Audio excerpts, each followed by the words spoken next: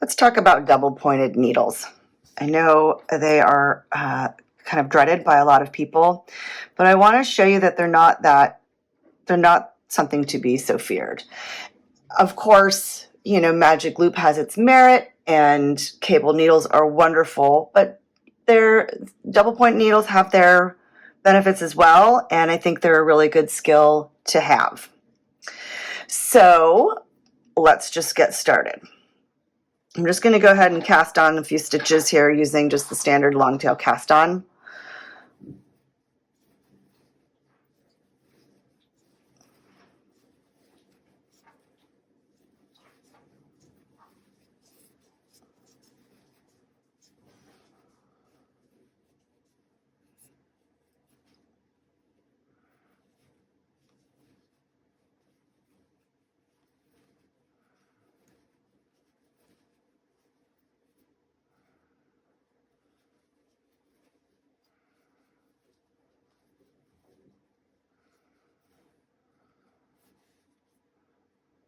All right, 1, 2, 3, 4, 5, 6, 7, 8, 9, 10,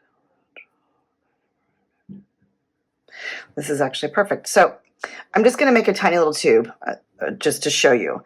I've cast on 18 stitches because I'm going to spread those 18 stitches evenly across 3 needles, and then I'm going to work with another needle. Most knitting needles come in sets of 5 because you could also choose to work across 4 needles. So basically, when you've got it going, you're going to have either a triangle with all of your stitches across these triangles and a working needle, or you'll have your stitches spread across a square and you'll have another working needle. I would imagine that there probably was once upon a time that people used a lot more than 5, but I've never seen it done, and we're not going to talk about that. So I'm going to stick that needle over there. And I'm going to simply, to get started, I'm just going to start knitting evenly 6 stitches, 6 stitches, 6 stitches. Because 6 times 3 is 18, in case you were wondering my logic there. So I'm going to knit 6, whoops, get this little tail, 2, 3, 4, 5, 6. I'm going to slide these down just a little bit, and then look, see, they're not falling off. The needle's not falling out. Nothing's happening. It's not scary. Okay?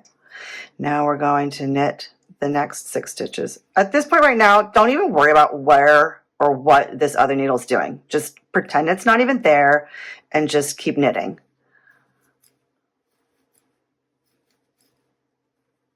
Here's my other 6. I'm going to stick them down a little further. See, look, nothing's happening. And if you're really scared, slide them all the way to the middle then.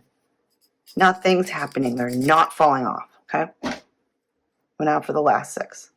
Same thing, just knit. Just let this needle fall naturally wherever it's going to go. If you're a English knitter, a thrower, it may land in a different spot for you. If you hold your needles down here, it may fall in a different spot. So in the beginning, just let it fall naturally.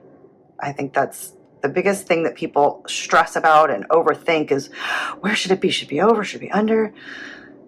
Just let it go. Because once you've got all of these done, look, triangle or circle, really, you just want to make sure, just like when you're doing it in Magic Loop, that when you go to join in the round, all of your stitches are hanging off the underside, like the undercarriage of the needles. You don't want them to be, switched around at all. All of them need to be at the bottom, sticking out of this side down here. No cast on part of the stitch should be up top. Now you're going to get that 4th needle. This is where it might be a little fiddly. Some people insist it must be underneath. Some people say it should be behind. Do you know what I say? I say it needs to go where you're the most comfortable with it being. If fighting it here is a weird thing for you, don't do it. If it feels good for you to pull in from here and you feel like you're securing it really well, do that. Do whatever feels best to you. Okay?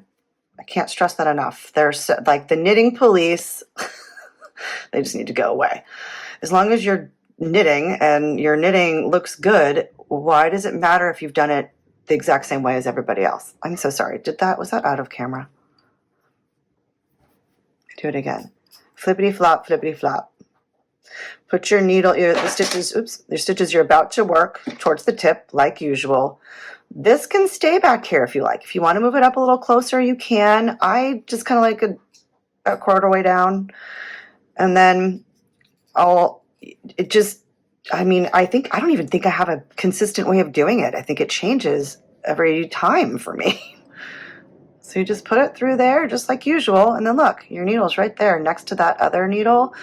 So the benefit, in my opinion, for working in the round on double pointed needles is I personally don't get the laddering that I do if I'm not really careful with my magic loop. And even sometimes if I am really careful, I'll still get a little bit of laddering. If the cable's stiff or, other various reasons. So see, I can just get right up there because it's the neighboring stitch is not on a cable, but on an actual needle. The stitch size isn't shrinking down to an abnormal size like it would on the cable needle doing magic loop. So you can get real close up to it, and what ladder? There's just no laddering. And I know that a lot of people think, oh, but they're all separate needles. They're going to fly apart, and how can they stay close? You work it and you just snug it, like just ever so gently. Just give it a little right next to that needle. Make sure it's tight, not tight, touching.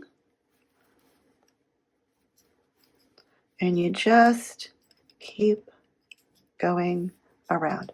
So see I think for me, I just let it go where the needle feels like most comfortable, because then I can pull in the working yarn, and snug my stitch up that way.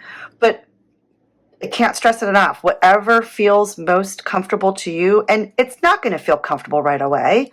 Give yourself a little time. Just make a little tiny tube, just to play with it. And honestly, do you know what made me fall in love with knitting on double pointed needles? I was making teeny tiny little snow hats for teeny tiny little rock birds that my partner was painting. They were adorable. We gave them to my mother. She loves them.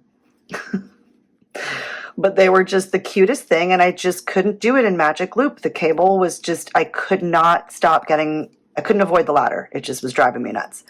So I switched over double points, and they're the most adorable, perfect, teeny tiny little hats. Now, as you see as I go along, I just kind of keep moving my stitches towards the middle of the needles that I'm not working off of. It's not really, critical or necessary. I just like to do it because it's like, I don't know, something satisfying. Look at my cute little tube. Triangle, square. So that's it. That's the whole magic to double pointed needles. There is no magic. It's just getting used to it. I think maybe too the way that that people are worried of like how you're supposed to hold the needles and what you do with the needles that are not actually that you're not holding onto, that are just holding stitches. What happens to those? You just pretend like they're not there. At first, I will admit it's not easy to do. They are in your way. But like everything else with knitting, as you practice it, it just becomes second nature, and it's not even an issue. It's not a thing. It's just, you're just knitting in the round on double pointed needles, and you're awesome. And that's it. So I'm going to end the video because I can honestly just keep going around and around. It's just that satisfying and meditative to me. And I really, really, really hope that it becomes that way for you too. So give it a shot, have fun with it, and happy knitting.